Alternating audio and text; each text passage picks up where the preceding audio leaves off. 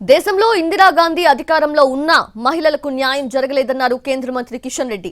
తాము చట్టసభల్లో రిజర్వేషన్లు కల్పించామన్నారు. మహిళలకు కాంగ్రెస్ ప్రభుత్వం హామీలిచ్చి మోసం చేసిందని విమర్శించారు కిషన్ రెడ్డి.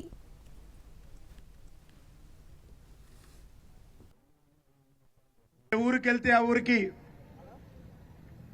రేవంత్ రెడ్డి గారు అక్కడ ఉన్నటువంటి దేవుళ్ళ మీద ఒట్లు పెట్టి కాలం గడిపేటువంటి ప్రయత్నం చేస్తున్నాడే తప్ప ఇచ్చిన ఏ ఒక్క హామీ కూడా అమలు చేసేటువంటి పరిస్థితుల్లో ఈరోజు మరి ఇక్కడ ఉన్నటువంటి కాంగ్రెస్ పార్టీ ప్రభుత్వం పనిచేయడం లేదు.